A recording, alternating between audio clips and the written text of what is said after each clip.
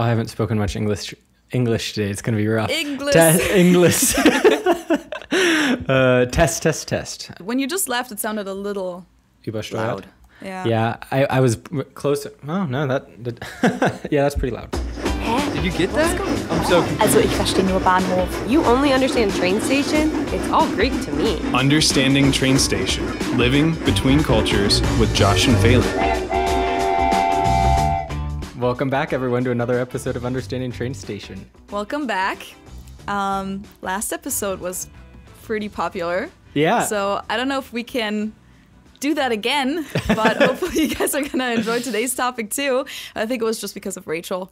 Yeah. I just like we really enjoyed talking to her, it seems like you guys seem to enjoy the conversation as well. So we're glad that if you were able to look at that episode and listen to it, that you hopefully enjoyed it and are back this week to talk to, or just hear us speak. I always say talk to us like we're having a conversation with them, but it's a very one-sided conversation. We do get the feedback afterwards. It's just delayed a little bit.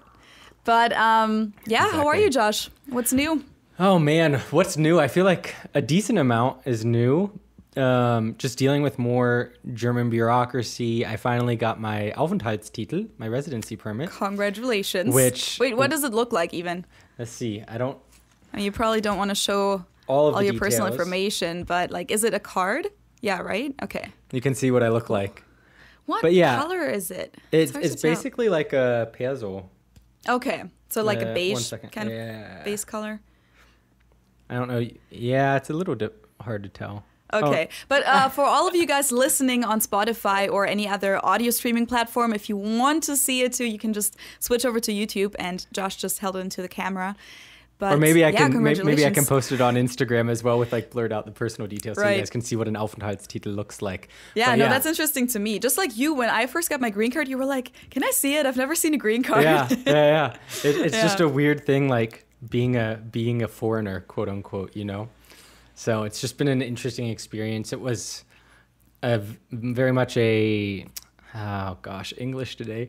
Like hin und her, very difficult. I say difficult process. It was very confusing because when I applied for it, I got a letter saying that it would take 6 to 8 weeks for it to arrive. 9 weeks went by and I hadn't seen it. And then I'm actually going back to the US at the end of this month for 2 weeks, and my visa has expired. I had a thing called a Fiktionsbescheinigung, which proves my status in Germany, but it's only in German and it's like a piece of paper. So I was somewhat concerned about being able to get back into Germany with everything going on, but now it finally arrived after me having called them twice to kind of run after them and say, hey, what's going on? It was just sitting around, and I guess they were just waiting on someone to click release. Yeah, so. And then they did it when you called, though? Pretty much. Okay, so you basically helped them do their job? Pretty much. I mean, I don't know the details. They said that like they were waiting on my acta, but it's been approved. So your file? Yeah, like my file. Okay. I don't know. They said that another Behörde had my file and they were waiting on it, but everything was approved. I don't know. Like I said, I don't know the intricacies, but the guy when I called said, oh, it's a good thing you're calling because we need to escalate this just so it gets done because it should be done by now. Okay, but now you're good to leave Germany and go back. Yes, my Aufenthaltstitel is now valid for 4 years. So nice. Yes. That's comforting, probably. Definitely. Well, last time you also told me that there were a couple other stories that oh my gosh. you might want to tell on the podcast. Well, I wrote down customer service and BMV story. Mm-hmm. Oh wait, I think was the BMV story my story that I wanted to tell? The BMV story is your story, yeah. But I feel like, wasn't there something that you also wanted to tell about the BMV? I finally got my driver's license. I don't know if I've already said that in the podcast yet. Though. I think I have. You did. Yeah, and like you did say that you could keep your American driver's license too. Yes, so they gave me it back, and now I'll have, when I'm back home in Cincinnati, I will have to apply or renew my driver's license for Ohio because it is currently expired. That's the word. But yeah, no, as far as customer service is concerned, it's just been one thing after the other. It feels like having to deal with German customer service. We had an issue where one of my roommates accidentally broke the glass in the window, and we didn't have the proper insurance, so we had to pay for it, which wasn't the end of the world. We have the proper insurance now. But I called the place to have them come pick up the window and get it fixed. And they came and picked it up and said, we'll have it done within a week. We'll call you when it's done to schedule a time to bring it back. A week went by. I didn't hear anything from them. Then she called me like maybe a week and a half later and said, hey, who's the invoice supposed to go to? And I said, you can send the invoice to me. I said, when we'll be able to set up an appointment for you guys to bring the window back? And she said, I'll call you. And then like 2.5 weeks go by and we still don't have our window. Call. No and call. That's like so similar to what you experienced with buying your car, where like the one guy also said he was going to call you back and then he never did. I don't understand it. It's really...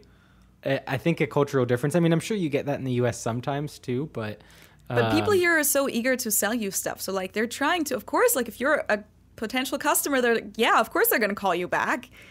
Exactly. And so then what happened was I finally called like, hey, it's me. You have my window. When do I get it back? And she said, I mean, I have the information here in front of me saying that it's done. You don't have your window yet? I said, nope. What I said was, actually, how about you wait a second? I will go into my living room to make sure it actually didn't come while I was at work or something. Sure enough, it wasn't there. And she said, oh, well, that's weird. Just give me a second. And then like, she didn't put me on hold. She just put the phone down so I could like hear her rustling around in the office and then go out into the workshop. And she came back and she said, are you sure you don't have it?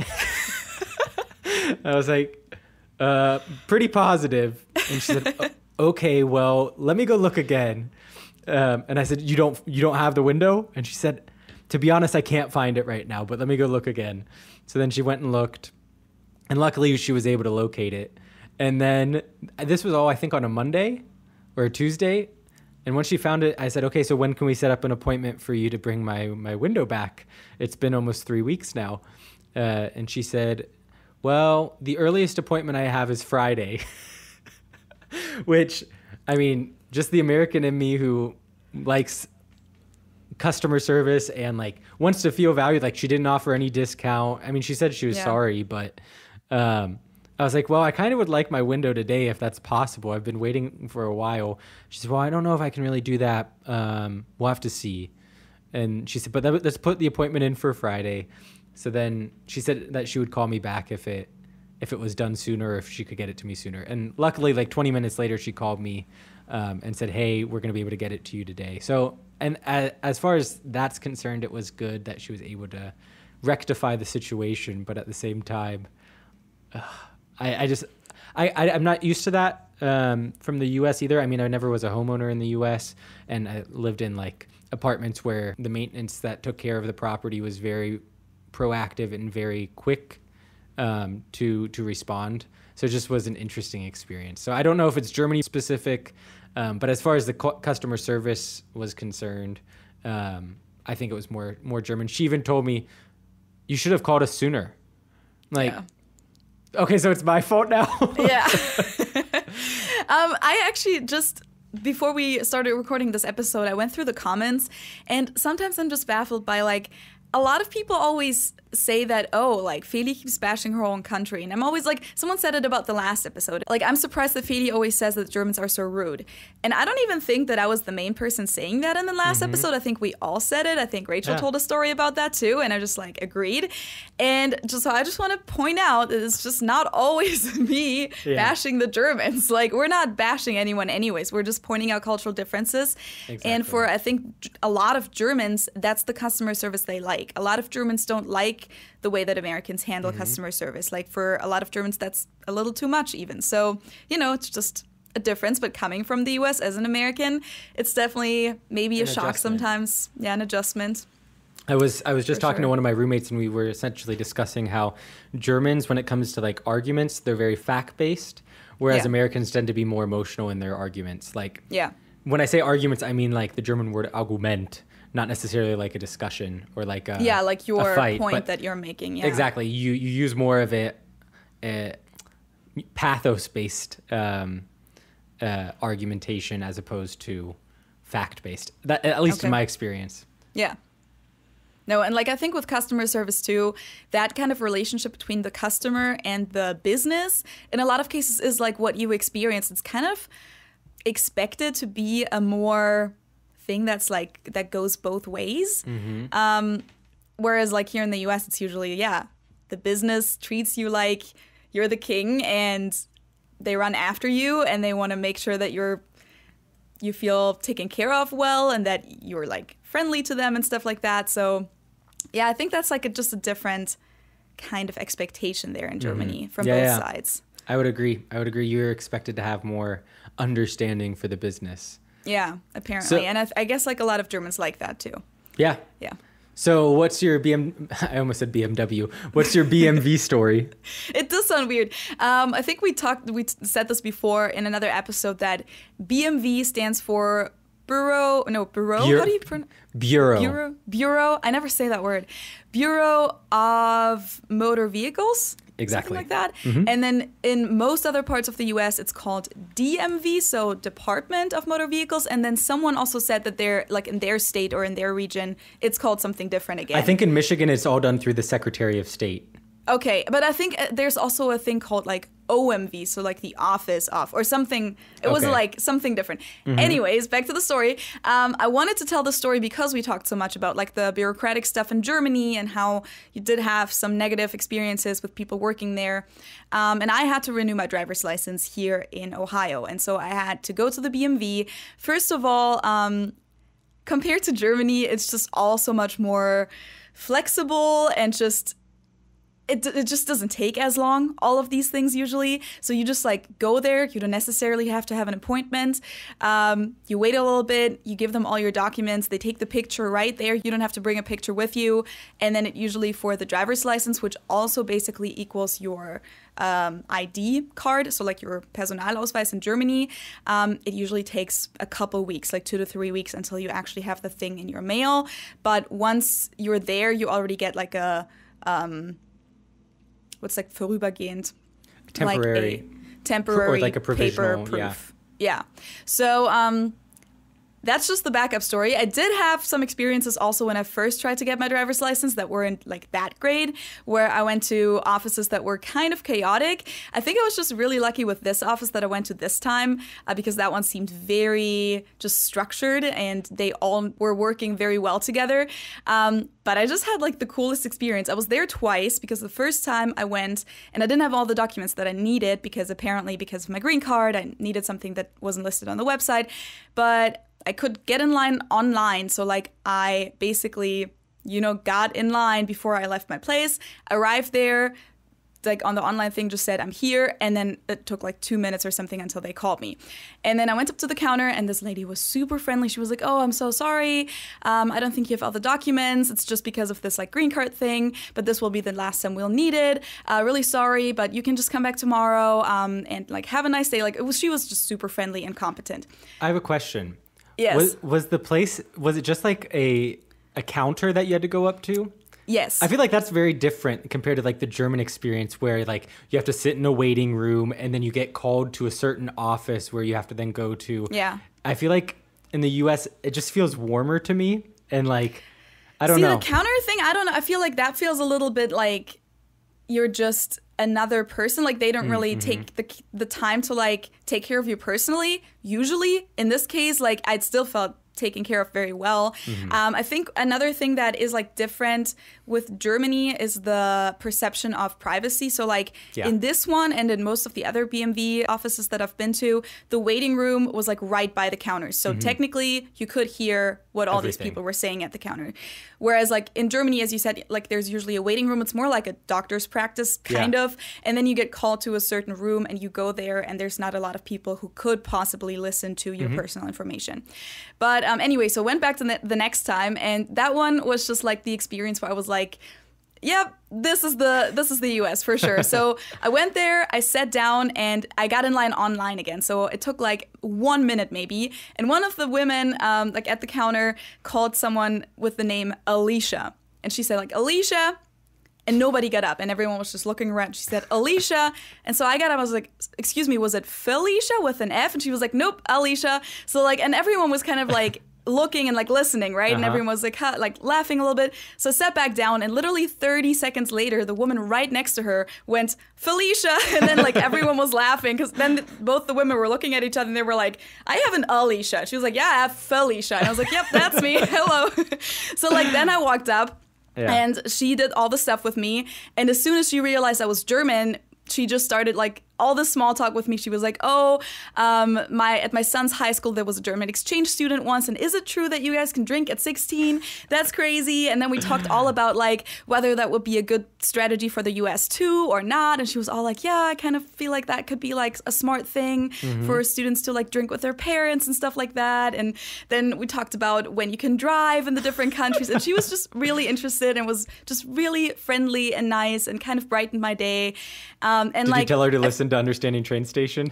I did not. I did not want to mention it, to be honest. I think I was even wearing one of my merch t-shirts, but nobody said anything, luckily. But basically, like, I think in Germany, if that had happened, people behind me would have gotten impatient because they would have been like, yo, you're like, we're all waiting here. Can you like not waste our time? Because it did take longer than it had to take because we were like kind of slow. Like she was doing the stuff but also talking to me at the same time, and then like I took my time to sign things and stuff, but in the US I feel like everyone was just kind of in a good mood, and this like little joke in the beginning with the two names was just like, you know, everyone was kind of laughing. That experience, then I just like went over, took the picture and went home, and I was in and out of there within like probably 15 minutes or so, and I was just like, wow, this was awesome. Like, this is the US. This is the small talk. This is the customer service. And I mean, these people don't even get tipped or anything like that. So it's not like they have a bigger incentive other than just being friendly, just being nice people. It sounds a lot like my experience when I with my Anmeldung, with my registration. I got really lucky and had a really, really nice person. I was like, she could work in the US with that attitude. But yeah, those people definitely exist. And also the other way around, as I said, the first time I tried to get my driver's license was kind of complicated because I did not have to take a driver's test here in the US because Ohio and Germany have that agreement that we've talked about before, that I could just go in and have my German driver's license transferred basically to an Ohio driver's license. But I had to go to a certain office for that. So one certain location, and then the people there didn't really know what they were doing, and a lot of the people there were like not friendly at all, and were kind of like, oh, okay, so I'm supposed to just give you an Ohio driver's license? And I was like, I don't know, that's the rules, I guess. So like I have to say, like, that first experience wasn't necessarily that great either, but overall I feel like I've had more like of the nice experiences here. I was just going to say, like, that's a pretty good example, though, of, I mean, we talk in generalizations of Germans tend to be more serious and Americans tend to be friendlier, quote unquote, but you get both in both countries. Yeah, you get both. Just I think just like when you live in the two countries for a longer period of time, there's just this tendency, as you just said, that you just overall get more of the one case in the one country and then more of the other case in the other country. Exactly. Yeah. So we've been talking for a while. We haven't even said what the topic for this week is. But before we get into the topic of the week, we have a sponsor again. So once again today, our sponsor is Lingoda. Thank you for sponsoring us once again. Lingoda is an online language school, and they're doing their language sprint again, which is an intensive language course where students are challenged to consistently take language classes for 3 months straight. I know that Josh signed up for it. Yes. So this is a very promising thing because first of all, you get kind of forced or also motivated to stick with your language learning journey for a longer period of time and to do it very intensely during that time. And that's really the key of language learning, is just doing it consistently. And that's sometimes hard when you're just by yourself. The other perk of this is that if you take all of the classes that you agree to in the beginning, Lingoda will refund 50% off your course fee. Exactly. I don't know about you, Feli, but when I get started on new things, I get really overly motivated, and then I lose that motivation. And this financial incentive of getting the 50% refund is something that I know definitely will help me and spur me on with my French course that I'm going to be taking with Lingoda. So more than 40,000 people have already participated in Lingoda sprints in the past and have really enjoyed it. One of the biggest things that people say that they like is how it boosts their confidence and shows results in a really short period of time. It's 3 months long, like we said. And in that 3 months, you can really see the change of you really being able to only make basic conversation to having real conversations within those 3 months. Yeah, so there's really a lot of focus on the talking aspect, and that also has a lot to do with the size of the classes, because the group classes are fairly small and they're also very interactive. Like the curriculum is very interactive, so each class is through Zoom. It usually lasts around 60 minutes, and it, as I said, only has like usually 2 to 3 students with a maximum of 5. So that means that during the class, there's just a lot of possibilities, but also just points where you have to talk yourself. So you have to speak the language, you have to listen to the language, and you have to be present the whole time. And I think that's something that definitely makes a difference compared to like a huge college class or something where you're one of 30 people and you maybe say 2 words in the language during the whole class. That's not going to be the case here. So that's why I think people really say that their confidence in speaking gets boosted a lot. Exactly. There's no hiding when there's only 2 or 3 people in a class. And I know one thing that I really like is being able to ask questions, which some teachers can get annoyed with when you have a big class. But when it's such a small group, it's a really good opportunity for you to get your questions answered and have that personalized experience. So if you're interested, there are a few languages that they offer.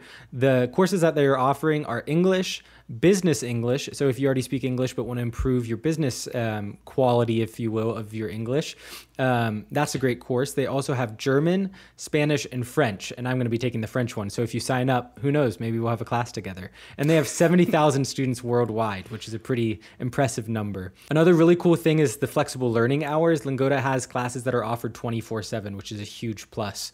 One of the other great perks of this program is that the teachers are all qualified native speakers. I know that's one of the things that has helped me most in my German experience, was learning from native speakers from the beginning. So that's something that you're going to get with this program as well. Yeah, so the hard facts, we said in the last few weeks that the deadline to sign up for the sprint is July 16th, but they actually announced that they extended it to July 26th. So you still have a few days to sign up now. So sign up by July 26th, and then the sprint course actually starts on August 2nd. And you can pick between either the super sprint, which means that you will attend 30 classes a month for 3 months. And then if you do that, you get 50% cash back, or you just do the sprint, which means that you'll attend 15 classes a month for 3 months, so only half of that. And then also, if you complete all of those, you will get 50% cash back. So each plan, it doesn't matter if it's the super sprint or the sprint, is paid in 3 monthly installments. But if you use our discount code, which is FAST47, you'll see it down in the description box of the YouTube video and also in the show notes of the podcast, FAST47, you get a €20 discount, which equals $25 by using the code. Yeah, so just click on the link that we'll also put in the info box and in the show notes, and then you can sign up through that link. And of course, don't forget to use the discount code, and also make sure to look into their FAQ session before you join so that you know exactly what you're getting into. Okay, so with that, what is today's topic? It's actually a topic that is kind of the counterpart of a previous topic. So in the past, we talked about kind of German culture in the U.S., very heavy, like Cincinnati focused as well, I would say that episode was, but Cincinnati's such a German city in the U.S. So we thought that we would kind of flip it on its head and this week talk about American culture that's present in Germany. Yeah, and also kind of like American culture / American culture with quotation marks. Exactly. Because not all of it is like authentic. Exactly. I think that's one thing, and I think the longer I've been in Germany, the less I'm aware of the influences because it just becomes normal. It's probably also for you, I mean, with the same thing with the US, but there are some very specific things, like you said, that are quote unquote American, which make me chuckle every time I see them here in Germany. So I'm looking forward to really kind of dissecting that somewhat and hearing kind of your thoughts as a German growing up in Germany with the influence of American culture on your childhood and just on the culture. Yeah, I mean, I'm used to all of that stuff. Exactly. Yeah. But also just kind of talking about my experience of how I've seen like American culture in Germany. Okay, so I think this episode is going to be mainly just, your experiences, Josh, and then like I'm gonna jump in here and there and just like share my perspective on these things. I also wrote down a couple of things, but I mean, you're the American living in Germany, so this is definitely mostly your topic. So what's like one of the biggest points that you noticed? Like something that maybe you noticed right away or something that just really made you cringe? I think one thing that really stood out to me, and the thing is, we say it's German culture, but I feel like the U.S. has a very strong presence in Europe in general. You can hear that. But one thing that really stood out to me or made me realize, oh, shoot, these people are really familiar with American culture, was when I was at a party, I think, with some friends, and they were playing music. And I think this was actually in Cincinnati when I was with a group of Europeans, and everyone knew all of the words to pretty much all of the songs. And I think I may not be the best example of an American when it comes to knowing lyrics, but still, I was very surprised at how well people knew the lyrics to songs. Yeah. I mean, and then also when you're in the car here in Germany or just in general listening to the radio in Germany, pretty much everything is in English as far as music is concerned. Every once in a while you get a German song, but I would say between 80 and 90% of the time it's at least English speaking music. Yeah, it kind of depends on the radio station you listen to, but I will say that it's actually changed a bit in the like past maybe 2 decades, because I remember when I was a kid, it was probably like 99% English speaking music.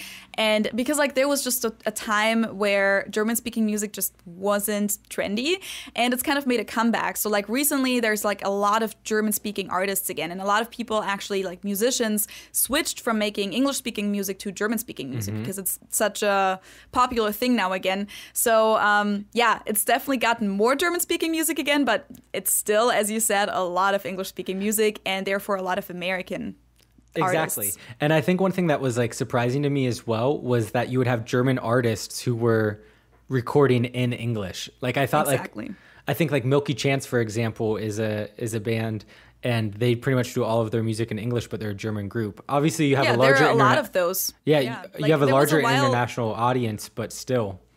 No, it wasn't even that. Just, I mean, for Milky Chance, like, they are international.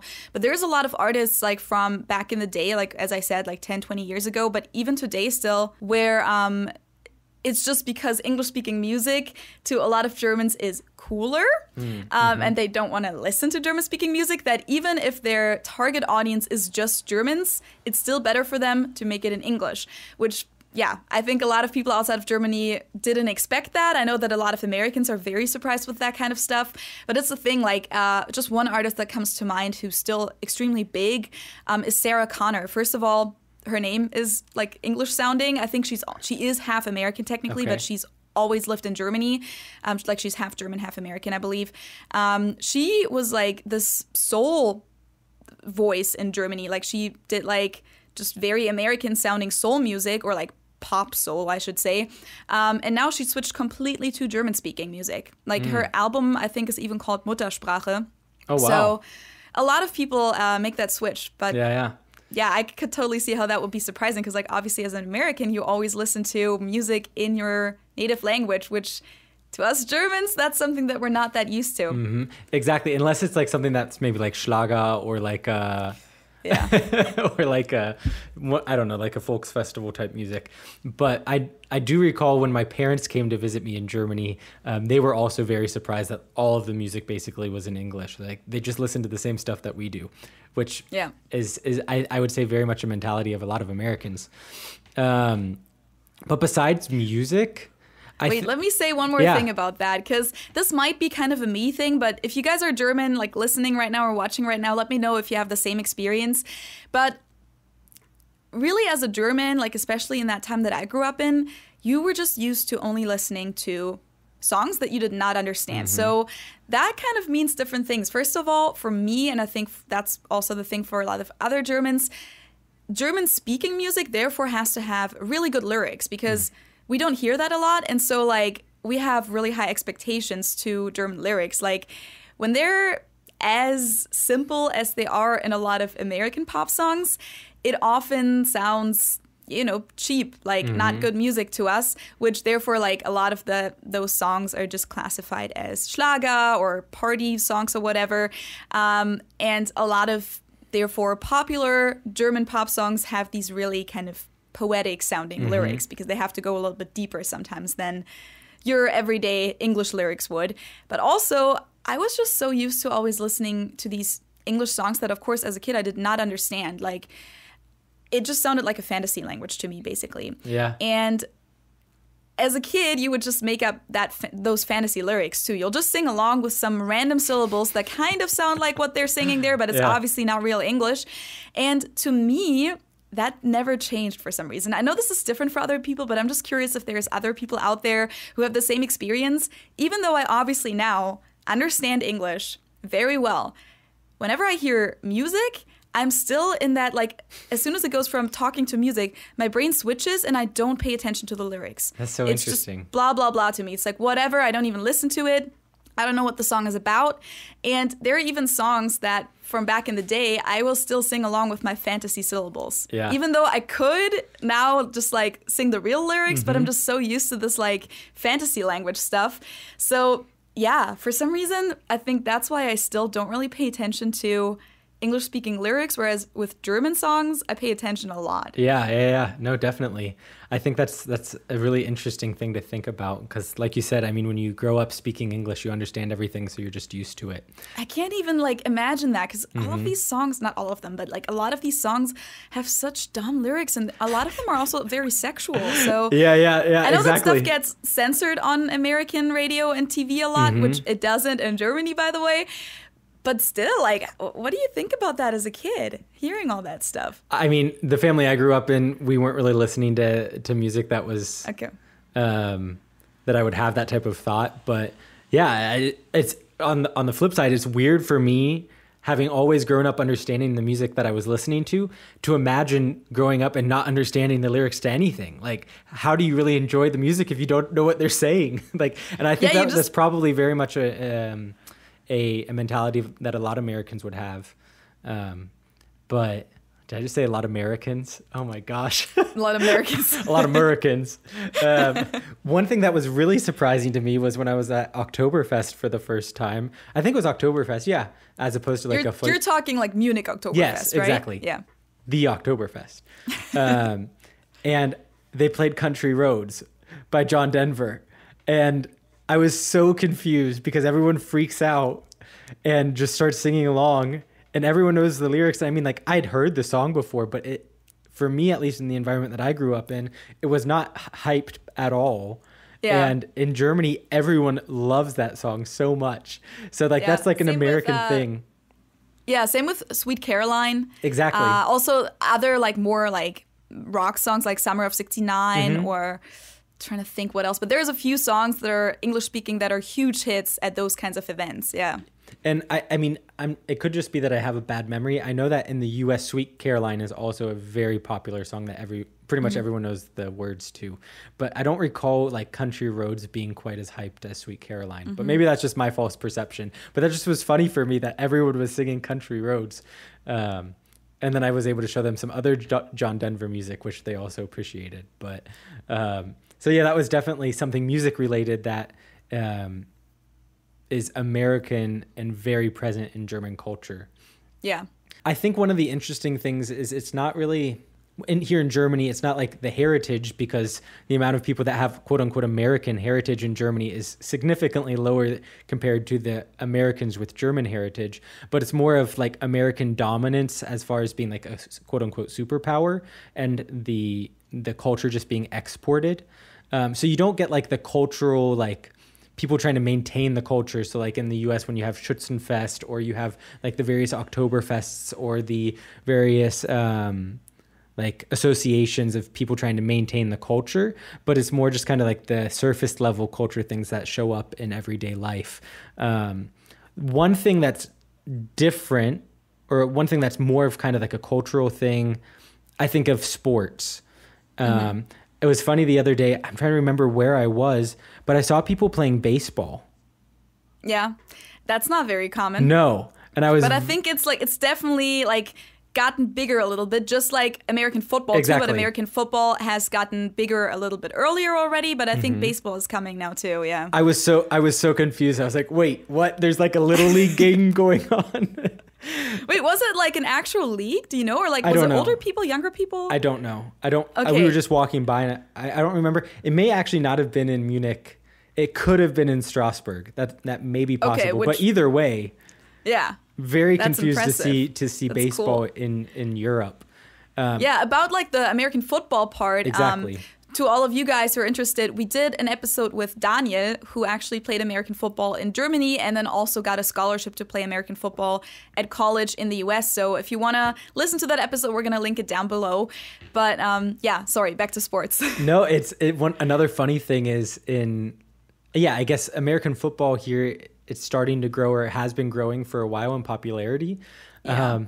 And when they started showing it on like this German TV channel. They started showing NFL and also college football in the US on this German TV channel, which means that a lot of people watch it like at weird times at night because of the time difference and stuff. So yeah.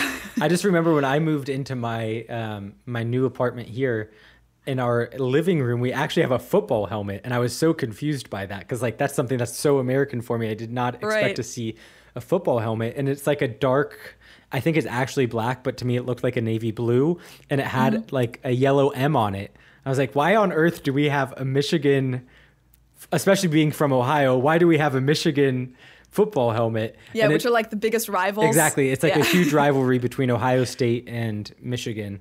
And it turns out the helmet is actually for the Munich football team. That's why the M. I forget the name of the team. Is it the Rangers or the Cowboys? I think there's possibly both teams. I think it's the Cowboys. I'm not sure. I looked it up at some point, but I didn't remember.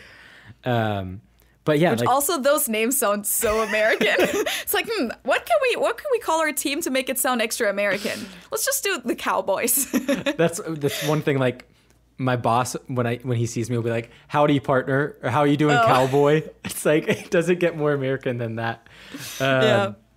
But yeah, sports, I would say, is something that is more, you see more and more American sports here in Germany, which they even bring American football players over to Germany to play in their league. I, for example, talked to Nalf on my channel before, twice actually. I can also link those videos down below. Maybe we can get him on the podcast at some point too. But he is an American from Portland who is one of those Americans who was brought over to Germany to play in the semi-professional American Football League in Germany. Exactly. So that's definitely a huge presence as far as American culture in Germany is concerned. Is that something, though, that you feel like crosses your way on a regular basis? No, it's not something that I really even see. I don't actually know if I've ever seen a football field here in Munich. I know they exist. I just haven't seen them. So it's not something that you see everywhere, but you're aware of its that it exists, basically. Yeah. I wanted to go back to the thing that you said earlier about the whole heritage thing, because I just wanted to I know that we said that in the other episode, but what you said about the organizations and the festivals here in the US trying to maintain the German culture, a lot of these things kind of, to us, to modern Germans, kind of feel like traveling back in time. It's like 100 or 200-year-old customs or traditions that they celebrate, which is cool, but at the same time, though, for a modern German, it does not feel like home because we don't live 200 years ago in Germany anymore.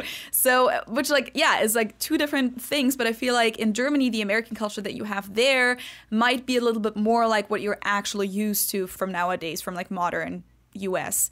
But also the heritage thing, of course. I mean, Americans don't even call themselves, they would never even say they have American heritage, I don't think, unless you're a Native American. But most Americans go back to their European or whatever roots that their ancestors came from. Be it somewhere in Asia or Africa. People tend to identify more with where their family is, quote unquote, originally from, as opposed to American heritage. I always would say I'm American, but I have German and Irish ancestry. Yeah, or people always say oh, I'm Irish. And then, and I'm oh, wait, when did you come to the U.S. then? You don't have an Irish accent. Oh, my great-great-grandparents came to the U.S. from Ireland, in that year. Or people always say to me also that they're German, and they just mean that their ancestors came to the U.S. from Germany in 1860 or something like that. So, yeah, that's just the difference right there. Yeah, you don't really get that in Germany.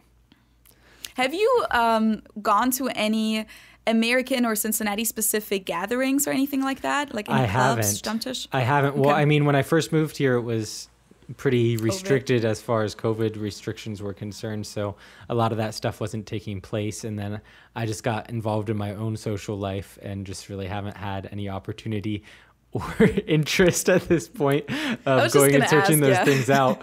But it would definitely be an interesting thing. I think I talked about how I was walking with another American actually here, and we were walking in our neighborhood, and there was like a guy with like a little American flag in his window, and he just was standing there, and it turns out he was from Michigan. And yeah, so like that's something that like I always enjoyed, those type of interactions. But no, I haven't actively sought out any Cincinnati or US specific things here.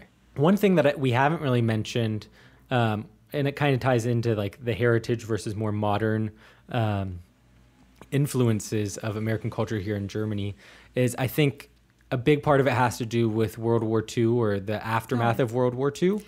Yes, and the occupation of Germany by the Americans, especially in this region, because Munich and Bavaria was part of the American zone. But throughout, and maybe you can tell me this, and it's a shame that I actually don't know the dates, Feli, or kind of generally how long, but how long were the Americans actually here? Do you know? I do not know that, actually. I do know that what you're saying is definitely true, especially for like West Germany, because like compared to other European countries, like as you said earlier, the US is kind of like the superpower. So a lot of the world is being Americanized in a way, but in Germany, it's definitely stronger than in some surrounding countries because of that exact thing, that we had American soldiers here, and they also like helped us rebuild our country in a lot of aspects. So I just remember that a lot of my older relatives, like my grandma who passed away, or like my great aunt, would tell us stories of like, oh, the Americans always brought us Coke, like Coca-Cola, or they would always have bubble gum, and we never had that, and we loved that. So it's definitely like a lot of, I think, mostly positive stories connected to that. And obviously that's also why probably we were so open to all this like American culture stuff, all the American songs, English-speaking songs, and also just learning English at school has become very normal in West Germany, whereas in East Germany, that wasn't even a thing for the longest time for obvious reasons, like for political reasons. A lot of people who went to school in former East Germany had to learn Russian instead, but we all like naturally learned English, and by we all, I mean like my parents also. Yeah. West Germans. Yeah, so unfortunately, I don't know the exact dates, and I'm not 100% sure, and maybe people are going to take me apart in the comments for this. I'm not sure if there was like an official end date, because, I mean, obviously there are still American soldiers in Germany now. True. So I'm not quite sure how that really ended. Yeah. No, I would be interested in learning more about that history as well. But I think, like you were saying, too, as far as people learning English and the presence of the U.S. in Germany really primed the German population to be more open, like you were saying, to American culture, and then therefore it's more accessible for them. So yeah, I think in a lot of cases, Americans were the cool ones. Like being from there was cool. Speaking English was cool. Also, at the same time, I should say that, of course, a lot of people have also made really bad experiences with American military and soldiers and all of that stuff there. So I know of a lot of personal stories, post-war situations. Basically, there were just a lot of rape stories from all sides, really. So that's also a thing. But I think overall, Germans just kind of thought, yeah, the Americans are helping us build our country now. And they're nice to us, and they're cool. So yeah, they kind of, I think, looked up to American culture. And then I will say, in recent years, that has started to deteriorate, and there's a lot more criticism coming from Germany towards the U.S. as far as I say the German population, not necessarily the government. I mean, the government, I think, tries to stay relatively neutral. But as far as the German population is concerned, I mean, it's very common that there are like protests in town against certain decisions that are made by international bodies, which are oftentimes led by the U.S. And a lot of dissent isn't quite the right word, but disagreement with a lot of the policies that the American government is making. And then therefore there's somewhat of a association then with the American people. And I would also say that some of the appreciation or the Americans being the cool ones has started to kind of decline as far as the way that people see Americans nowadays. No, for sure. And that's not only for political reasons. I think, I don't know when it started. It was probably a slow process. But I think it also just had a lot to do with like nutrition and just like the US kind of being behind in a lot of like environmental issues and social issues and stuff like that. I think it had a lot to do with that. But yeah, as you said, like for example, with the elections, I feel like that was almost covered more on German media than it was on American media. Exactly. Like that's the thing is like there'll be criticism, but there's also huge interest. Yes. Even despite the criticism and people saying, oh, we shouldn't pay attention to them as much as we do, there's still huge interest. Like people know a lot about American politics, which I think is a little unfair.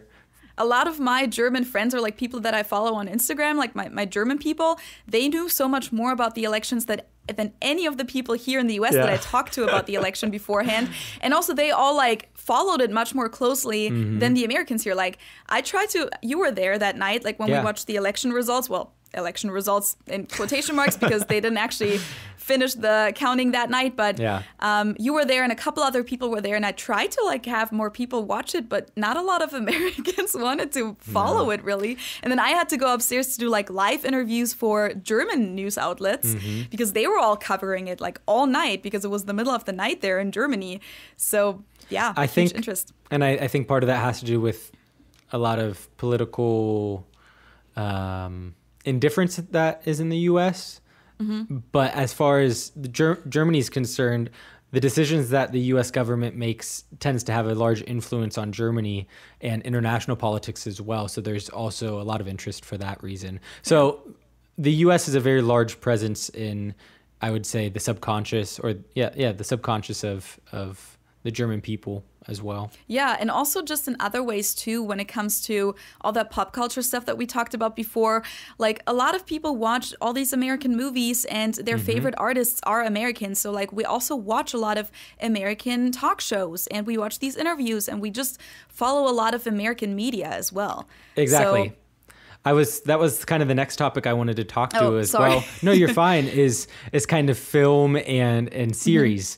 That's something that's very present in Germany as far as like, I think of like How I Met Your Mother or Big Bang Theory. Like those are very popular shows in Germany, which they were in the US too. But I think that's one thing that has somewhat surprised me is how present that is in just the public discourse, or like The Simpsons. I mean, The Simpsons are known worldwide, but just how Family Guy too. Family Guy, like all of those things that like all of my friends would watch in the U.S., my friends here also watched, which is just like an interesting Game of thing. Thrones, those kinds of things also, huge. And I think part of that has to do also with just globalization and the internet making everything more accessible.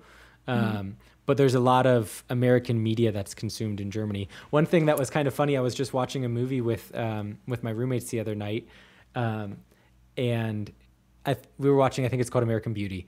And just like we were watching, I mean, it was in the U.S., so for me, I'm like, okay, like this is just kind of like home, like the suburbs, like everything. And the thought process was the thought went through my head like, wow, like just their perception must be pretty different of this movie than mine is, because like I've been to a high school basketball game and like I lived in the suburbs, like that's normal for me. And we're sitting here in these beautiful European cities and that's the lens that they're watching the movie through. So it just was an interesting, almost out of body experience for me to just think like, take a step back and say, wow, they're probably perceiving this very differently than I am. I know. This is actually an interesting point because I still, when I watch those old movies, and I don't really know what it's like with new movies, but when I watch movies that I used to watch back in the day, so like the first time I saw them, I didn't know the US that well, or I had never even been to the US. And if I rewatch those movies now, I still have that same feeling. I still have that feeling of like, wow, an American high school, how cool. And like, you know, all these like things. And this is definitely a thing, as you said.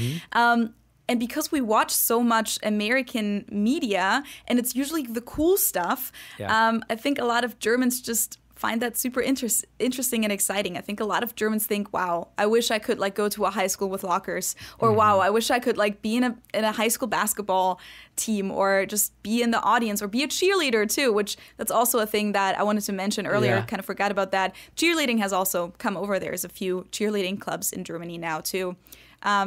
But yeah, no, that's definitely a thing. And also before people really did a lot of streaming on the internet, it was already like that, with American movies being the big ones. Because so if you like watched German TV and there was a blockbuster on Saturday night, it was always an American movie.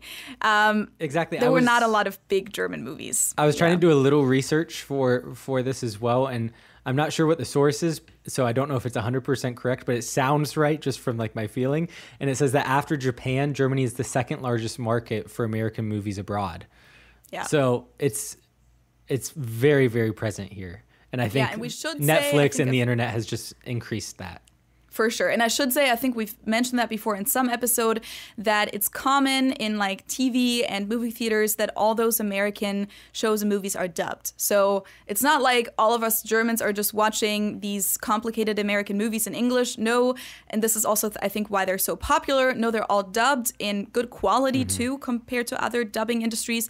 And obviously that makes it easy for us to understand it, and it's convenient to watch them, and they're high quality. So yeah, which is then sometimes funny for me because like my coworkers or something will quote an American movie in German. And I don't know what they're talking about. Like I understand the words, but I don't put like two and two together. And then like 5 minutes later, I'll be like, oh, you were quoting that. Yeah, that must be weird. Yeah, it's very weird. But another thing is they also tend to have original versions available that you can go to. You just have to find a place that shows it. And that's really a thing that with all that streaming has become a lot more popular now, because back in the day, people didn't really have an option to even watch it in the original version, even if they wanted to. Some movie theaters definitely always did show the original versions, but like on TV, for example, there wasn't really an option to just like switch the audio or anything. But nowadays, I know that a lot of, especially younger people like our generation, prefer watching these things in the original. Yeah. Definitely. So kind of moving away from media and movies, one thing that's really interesting or has been interesting for me to see, and I actually think on one of the YouTube videos that you did while you were here in Munich, like you did a tour and showed some American products that are branded as American. It's just, it makes me chuckle every time I go to the grocery store. I actually brought an example for this episode, but one of them is peanut butter. So if you're watching on YouTube, you'll see I'm holding up a peanut butter jar. But like there's an American flag on it. It's literally it's branded as American. It may be backwards for you. Is that the name of the brand, you think? I'm trying to see if there's another brand name on it, but the only thing I see is American. Name of the brand. I think the brand is American. Wow. So like you'll see these like hot dogs, which I think like you said they were just normal like Wiener. Yeah, they were just the same sausages that you buy in Germany, because like hot dogs are kind of like Wiener, but they usually do taste different. Yeah, they're different. But the ones that we bought in Germany in this American branded jar that they sold for much more money than the regular Wieners were literally just Wieners, but with American branding. So that it's just like I said, it makes me laugh every time I see What a scam. There's brownies usually. Yeah, stuff like that. I haven't like actively looked for it. But I'm glad that you just say that because they sell brownies. Because I've been missing some brownies, so I need to make some brownies. I mean, I don't know if those are gonna be as good. Also, like they'll sell like burger buns or hot dog buns that are also then branded as American, or American sandwich bread, which is like our German like toast. Toastbrot, but like it's just larger, and that makes it American sandwich bread. Yeah. So like you'll see a lot of that type of branding here in Germany, which is very present in pretty much all of the supermarkets. But another thing besides just branding is like I feel like there's a huge craze around cheeseburgers or hamburgers, like especially like gourmet burgers. Like everyone's out to find the best burger here, at least in Munich, and I think in most places in Germany as well. Yes. Which is kind of been a burger hype. Which is kind of funny for me because I mean, obviously in the US you'll find like gourmet burger places. Like I can name a whole bunch in Cincinnati, but like burgers for me was just like a summer thing. Like we would just grill burgers at home and have lettuce and onion and just kind of make just a nice burger at home. I don't see that here as much. No, we don't. When we have a grill out, we don't do burgers or hot dogs usually. Yeah. But yeah, no, there has been a burger hype with all of those fancy restaurants, which a lot of them are kind of, I think, American branded. Some of them also just aren't American branded at all. But there have been huge chains that are just became so popular, like Hans im Glück. They had one location in Munich like 10 years ago or something. One in Türkenstraße, right by the university. And I think now they're like Europe-wide or something like that. Wow. And they're just a burger place. Yeah, but it's not not just, they have like this... but they have this whole concept to it, but it's mainly burgers. Sorry, go ahead. No, you're fine. I just was going to say, and it's not like American branded. It's just a burger place. No. Very good, though. So like, how do you view those burgers? Because like, I think that a big part of why Germans are so into the gourmet part of the burgers is that regular burgers, especially with the buns, to us is just such a like fast food McDonald's kinds of things, especially because we don't like that kind of bread usually. Yeah. So I think it has a lot to do with that, but how do you view that as an American? I think it's pretty normal. Like I said, we have those type of places in the U.S. too, but sometimes I miss the simple burgers. Like there's one place in Cincinnati, kind of close to where I grew up. I think it's called Quatman's, which is just a funny name. But literally, it's a restaurant where you get a pretty relatively simple burger. It's really good, but it's just a simple burger served on a paper plate with like a pickle and ketchup and fries, and it's super simple. And like those are the type of thing like that for me as a burger. The gourmet burgers are good. It's just not that's what I was going for, because I feel like that's like the good burgers that Americans here, at least in Cincinnati, consider to be the good burgers. Is usually the just more traditional kind of burger that's not super fancy, but like at those places in Germany you'll get goat cheese and I don't know, cranberry sauce on it, or that's a good one. Fancy the bread. One with the cranberry sauce is very good. I can attest to that. But I think like kind of still going with food, I'm very excited. In Munich, they just opened up another Five Guys location. Nice. So I'm going to have to go there. I think Five Guys didn't come over until recently, right? No, like a couple years ago or so? When I was in Munich in 2019, I know that they had one location in the Messestadt, like the Riemarkaden. But now I know that they just opened up another location as well. So I think it's growing, which is exciting for me because in the U.S. it actually was fading out. In Cincinnati, I think they pretty much closed all of their locations. Yeah. So I'm excited about that. That's another just Americana for me. Do you ever go to McDonald's or Burger King or KFC, which are like the main 3 fast food chains that we have in Munich? I do not like going to them here because it feels very uncomfortable, because for me it's like so American and like ingrained in my brain that I don't like going there and doing everything in German. Like it just it's like this weird cognitive dissonance, or like just like this uncomfortable feeling I get. But I mean, I've been a couple times. I went to one in Vienna recently. And Burger King, I'll get every once in a while too, because they have the good veggie burger and veggie nuggets. Their vegetable-based nuggets are very good. But no, not a ton. But that's also something that's very present as well. You have Burger King, McDonald's, KFC, Subway, like a lot of those chain restaurants you'll see here. But I feel like besides that, like, and then Five Guys now, I think that's pretty much it, right? Because we don't have Taco Bell. Yeah. We don't have things like Wendy's or anything like that. Yeah. Well, there's one Chipotle in Frankfurt, I think, in Germany. I think there's one location in entire Germany, so that's also not really a thing.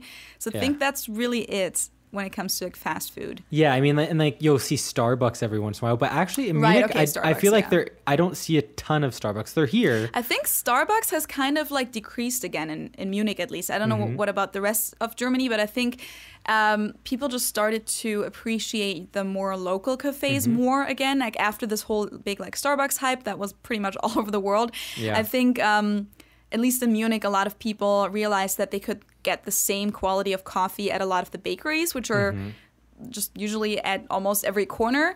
And then I think there has just been a big trend with like fancy little hipster cafes, kind of. Yeah, you know? Definitely. Yeah, definitely.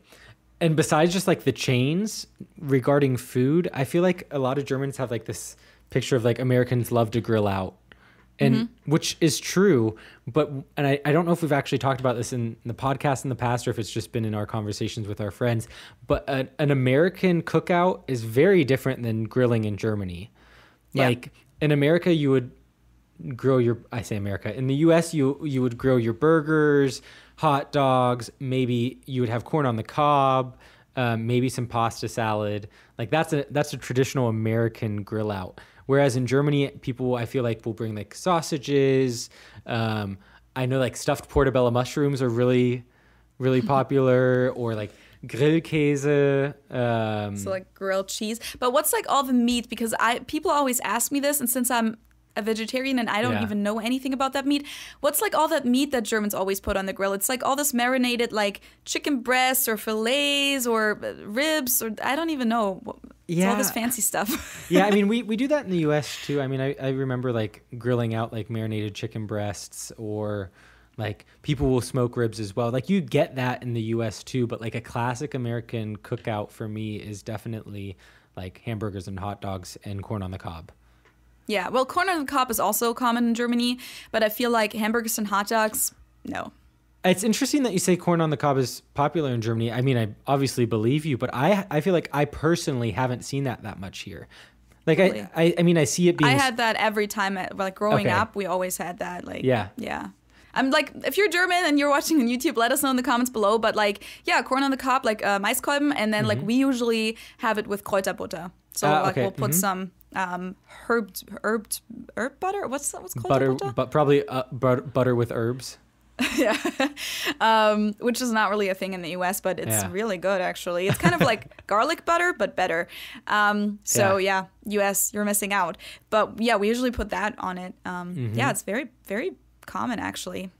Yeah, so I mean that's more of a difference between the two countries, but also like just there's this. I would say most people also understand that like what a classic American cookout would look like, mostly because of the media influence. Yeah. Yeah, I think it's definitely more of it's kind of typical, it's kind of representing for the two cultures. In the US, I feel like eating in a lot of cases is a little bit more like quicker and you don't have to sit down for so long. And I think that's what an American barbecue is like in a lot of cases. Like you don't always sit down all together. Like things come like one after another, kind of depends on the setting, of course. But like in a lot of cases, it's like the food is ready whenever it's ready. You get there whenever you get there, and then you put your stuff on the grill and then you eat. You say that's American? Yeah, I feel like you don't always have to eat all together. Like that's my experience. Yeah, because I would have probably said the opposite. And I wonder if it's just a difference then between like growing up in a household as opposed to being with like people your same age. But because, see, like I would always have these grill outs with my friends, and it'd be just like with my family. Like we'd all sit down together, and then we'd sit there for the rest of the night, like at the table, and we'd bring the stuff over from the grill. Like, of course, there's always new stuff coming. Yeah. But I feel like in the U.S., most barbecues I've been to, it's more like you just sit wherever, like you have a camping chair or whatever. Yeah, But in Germany, it's more like a dining table situation. Yeah, I would agree with that. I would agree with that for sure. Yeah, and like, I guess I'm thinking of most of the grilling experiences I've had in Germany, and it's mostly been like in parks where you're kind of just sitting around the grill. Okay, yeah, that's true. That's different. It's just a different environment as well, as opposed to being at someone's home. But I was more comparing like being at someone's home in the US versus being at someone's home in Germany. And I feel like in the US, it's usually more like maybe people make like a little potluck of it or something, and then you just go wherever. Like people are playing cornhole maybe, or you just walk around with your stuff. But in Germany, it's more like a sit-down situation. Yeah. No, I would agree with that. Oh, what about, diners and pancakes and milkshakes? That's like one category. I know you have a milkshake story, but I feel like, and I don't know if this is something that you've experienced. I haven't really tested those, but I've heard about it, that there has been a lot of like American diners opening in Germany that are kind of trying to imitate this diner culture. And they also offer, like, there's a lot of pancake places now, apparently. Very interesting that you say that, because I have never seen a diner in Germany. Okay. It might be, they probably don't look like a diner from the outside, I would assume. Yeah. But I've just heard of that. I haven't really been, this was after I left basically, so I haven't really tested those places. I've just read a lot about it. Well, if you're here in Germany and have had a diner experience, you'll have to let us know how it was, and if there are any places in Munich, let me know so I can go test them out. Oh, I can definitely tell you that there are a lot of pancake brunch places in Munich. Okay. For like American pancakes. Yeah? Yeah. So like if you ever test those, like let me know how they compare. No, I definitely will. Like compared to IHOP or Yeah. like any of those places, or Waffle House. Oh, Waffle House. I don't think Waffle House has pancakes. I wanted pancakes the other day. You're right, they don't have pancakes, they have waffles. Yeah, they only have waffles, yeah. It's funny that Waffle House only has waffles. Wow, who would have thought? But no, how are the milkshakes like in Germany? I have officially given up on trying to get a quote-unquote good milkshake, a good American milkshake, except at Five Guys. You can get decent ones at Five Guys. Wait, and McDonald's, I think, has the same ones that they do in the U.S. too. I'm not a fan of McDonald's milkshakes in the U.S., so. Yeah. But no, I specifically remember, it was one of the first times I was in Germany, and you know this story, Feli, but it's interesting for the listeners. It was when I was in Erfurt. I was in a little town near Erfurt, and it was only 2 weeks, but I was there by myself, relatively young, and I just was feeling like a little homesick, like I was in this tiny little town, didn't have anything to do. So I was like, I'm going to go get a milkshake. Like, that'll make me feel better. And I go and I order a milkshake, and it was basically just really sweet milk. Like, they what do you call it? They blended the ice cream down so much that it was basically just milk again. So that was very disappointing for me, because in the US, a good milkshake tends to be considered really good when it's nice and thick. And like, there's a place in Cincinnati called UDF, United Dairy Farmers, which for the longest time I thought was a national chain, but it's not. And like, you can still taste like the chunks of ice cream in your milkshake. And like, that's something that I really like. UDF has the best milkshakes. Oh, they're so good. Oh, yes. Now you're making me homesick. I can recommend the chocolate banana. I'm so glad I'm going to be in Cincinnati in a couple weeks to be able to try that. Or English. I was going to say, was heißt try that? I mean, of course not. I've had them before, so it's not trying, but just to be able to have them again. Yeah. I mean, honestly, it's just a different preference. I can totally see your point. To me, the milkshakes here are sometimes way too thick, and like, you can't even drink them. It's kind of like the ice cream too, how American ice cream, you sometimes have to let it sit for a while. That's like not the point from my German perspective. I'm like, I want to eat the ice cream right away. And exactly. Like, same with the milkshake. So I like UDF milkshakes, for example, but they're usually not too thick, but also kind of depends on who makes them. Yeah. But yeah, some of the milkshakes that are way too thick, for me, that's like, that's not a good milkshake. So yeah. Different perspectives. But I will say, as far as like being present, like American things that are present in Germany, Ben & Jerry's, you see Ben & Jerry's all over the place. And yes, it's very expensive, but very good. So that's like an American brand that they don't do like this type of fake American branding. It's just your typical. They do their branding. Commercials with an American accent. That's true. That's true. Yeah. So that's like the American branding, if you will. But Ben & Jerry's is kind of like, besides Häagen-Dazs, which has been around for a while too, but they kind of like made their branding a little bit more classy. But Ben & Jerry's has been one of the first brands that kind of brought this American ice cream over, which I made a video one time about the difference between German and American ice cream. But in Germany, ice cream is usually gelato. So it's made differently and it has a different consistency compared to classical American ice cream. So yeah, Ben & Jerry has kind of been this thing where people were like, oh my God, this is like the American ice cream with the cookie dough and the chocolate chips. And that's the stuff that we don't really have in our classic Italian gelato. Yeah, I say our, but Munich, for example, is really close to Italy. So like all the Italian gelato places in Munich are actually run by Italians. But yeah, gelato is something you'll get in all of Germany. Exactly. Yeah. But so that's definitely another example of American culture, or the presence of U.S. brands, at least in Germany. Yeah. Kind of moving away from food. One thing that I think is also very interesting is I feel like a lot of Germans travel to the U.S. And have had really good experiences and possibly also bad experiences. But I've been surprised at how many people from Germany have been to the U.S. Like when I talk to them. I do want to say about that I think a lot of this has to do with just the fact that Germans just travel a lot in general. A lot of Germans have also been to Asia, and most like a lot of European vacation spots. But yes, the US is usually one of those vacation destinations that they'll have in mind that's like not your typical beach vacation, like when we go to Spain or Italy or something like that. But it's like experiencing this American culture. And usually people do like a road trip kind of thing and take like 2 to 3 weeks or something like that usually. Exactly. Like I feel like a lot of Germans have seen more of the US than I have. Because first of all, in Germany, you get a lot more vacation days, so you're able to do that. But I mean, a lot of Germans have been to New York or like going out west and doing a lot of the national parks in the US. I feel like those are really well-known destinations here in Germany that a lot of people have traveled to, which has been a little surprising to me because I feel like I'm not the odd American who hasn't seen a lot of the country. There are quite a few Americans who haven't seen most of the US. Yeah. So I think that's just also something that plays into the whole like fascination with the US that there tends to be in German culture, I would say, generally. Yeah. Yeah, and like the US, I mean, there's a lot of other very popular travel destinations for Germans. As I said, like Thailand and Bali have been very popular. And of course, like all the European countries have been popular for decades now. Like right after World War II, when like the economy boom happened, like most Germans, once they had a car and stuff, they would all go down to Italy, at least like in the southern part of Germany. Like they would like take their car without AC at the time and just drive to Italy and like enjoy their good lives post-war. So all of that has been a thing for a while, but like recently this long distance stuff has become more popular too. Well, not just recently. It's been popular like in the 80s and 90s too. Yeah. But the US is definitely one of those things that kind of like, because of this culture association, like Germans kind of feel like, like that's where my favorite show takes place. Like I want to see that place. Or, you know, we just kind of hear so much about that country that's definitely also a destination that people want to see and they feel kind of like familiar with more than when they travel to an Asian country, for example.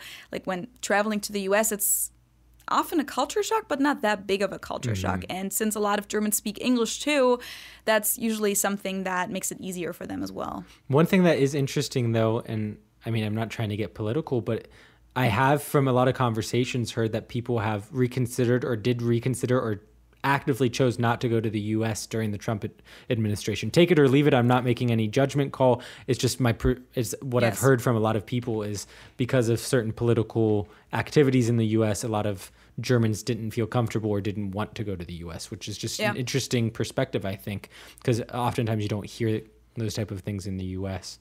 But yeah, I feel like that will be similar with recent things going on in Poland or Hungary, where also people who might have considered going on vacation there, they might be like, well, I don't want to go right now because I don't want to support that. Yeah. Or also they might not feel safe going there at the time. But yeah, I've definitely heard Germans say that. And also I've been asked that a lot by other Germans as well. Like, hey, so now with Trump being president, are you sure you want to stay there? Or like, aren't you ready to come back home? Questions like that. Yeah. It's just an interesting point, I think, to mention. Yeah. But yeah, I mean, besides that, Feli, do you have any questions that you had prepared or any topics that I haven't touched on that you think from a German perspective, having grown up in Germany with this American influence that ought to be mentioned? I wrote down one more bullet point and it says beer pong. Oh, man. I mean, the thing is, at least for me, I haven't really, thanks to COVID, had been at like too many parties, quote unquote, in Germany. I mean, in the past I had been, and Germans are good at beer pong. It's definitely a thing. They play it differently usually. So as a German, we think that this is this huge American college party game, right? Which it is. It is. But for some reason, Germans have like taken it to the next level, and a lot of Germans, honestly, like I want to say like maybe half of all my friends in Germany have a professional beer pong table, first of all, which has these like marks on it. Like here, people will just have these flip tables or just play on whatever table. But a lot of Germans have these professional beer pong tables.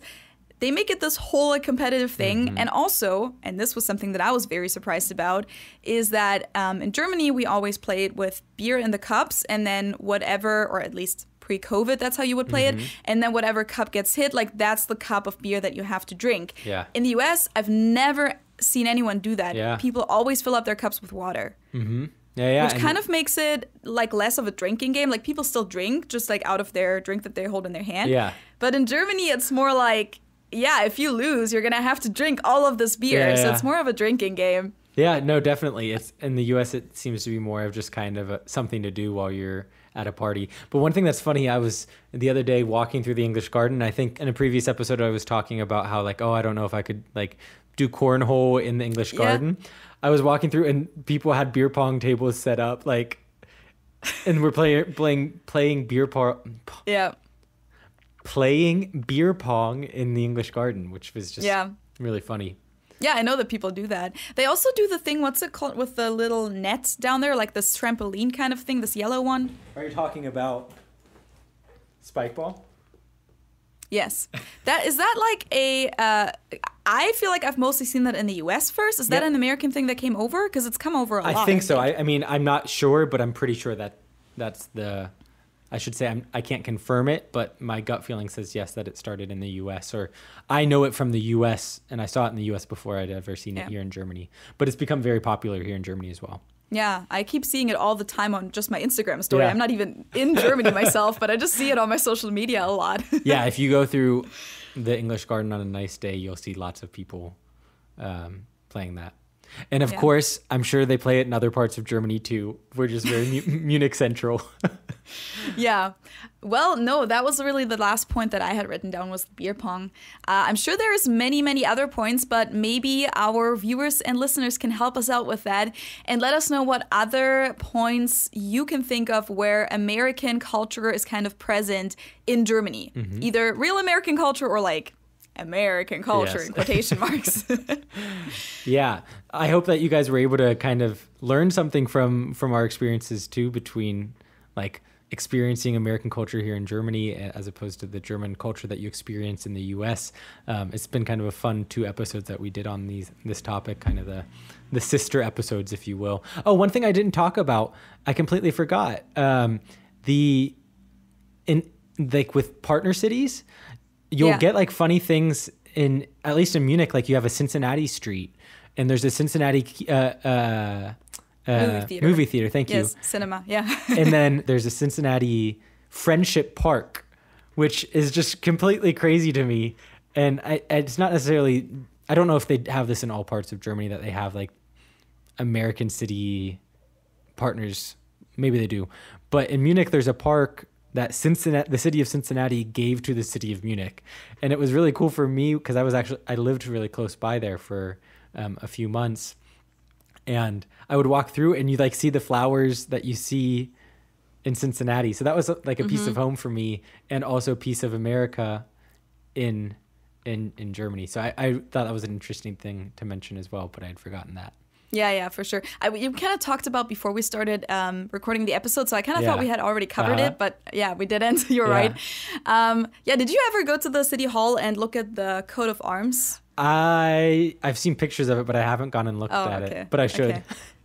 Yeah, I mean there are maybe 6, 7, 8 partner cities that Munich has all over the world. So I don't think that like all German cities have an American partner city, but like some definitely have another American partner city. I don't know how that sister city in English, Partnerstadt in German, kind of mix it up there. But yeah, I don't really know how that works, like how those get picked. Yeah. But I do know that like Cincinnati gave that park to Munich, for example. I'm sure there were other things that were exchanged too. But one thing that was given to Cincinnati from Munich is the statue on Fountain Square, for example, that was cast in Munich and then shipped over. And it's like the main like centerpiece of this big square in downtown Cincinnati. Yeah. So I think that's also just an interesting cultural exchange between the two countries as well. Yeah.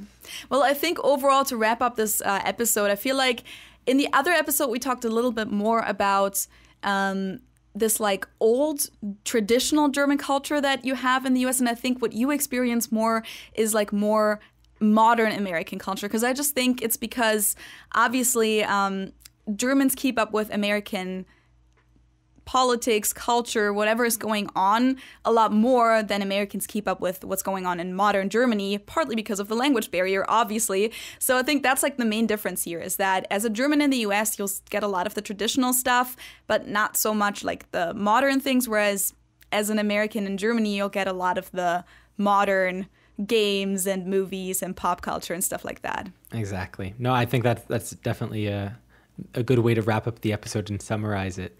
All right. Well, we hope you guys enjoyed it. Of course, you can comment down below. I think we asked you guys like 1,000 questions throughout this episode. So comment down below on YouTube at Understanding Train Station. And then, of course, you can also always listen to us in an audio form as well on Spotify, Apple Podcasts, etc. You can leave us a review on there too and subscribe. And then if you want to follow us outside of those podcast things, you can find us on Instagram. It's Understanding Train Station all together and lowercase. And maybe Josh can post. What did you say that you wanted to post? A picture of my Aufenthaltstitel. Oh, yeah. You can maybe post that. I can try and also post a little bit on there. I just usually post everything on my German Girl in America one, but I should probably try and post a little bit on there too. We're trying to get better. You can message us on there too, so that's also just like why we have it. Or if you're not on Instagram, you can also just send us an email at understandingtrainstation@gmail.com. Exactly. If you also want to support what we're doing, if you enjoy kind of the content that we put out there and want to support us financially, we also have a Patreon website set up. The URL is patreon.com/understandingtrainstation. It's like a monthly subscription where you get a little bit of exclusive content, some bloopers, and we also have a monthly hangout that we do. It's like a Zoom call. I think we do it on Google Hangouts now. But essentially, we just sit down with you guys for an hour, answer your questions, and just kind of have a chat, which I know that both of us really enjoy doing because you get a lot of interesting perspectives from people all throughout the world. So make sure you check out that if you're interested. And if you don't want to make like a commitment, like I said, it was a monthly subscription service, you can also just give us a few dollars if you wanted, or euros or whatever it may be, on buymeacoffee.com/UTS podcast. It's just a one-time little donation, which we're always very appreciative of. Yeah, thank you so much for your support. And of course, you can also buy these cool things that I'm just currently showing on YouTube, and I'm kind of moving away from my mic. I apologize for that. But yeah, we have merch too on my shop, felifromgermany.com. You can get a I Only Understand Train Station t-shirt or a mug or a sticker, and, you know, support us that way, or just have like a cool little t-shirt. Yeah. Well, thank you guys for listening and watching, and we'll be back in 2 weeks on Thursday. See you then. Tschüss. Ciao.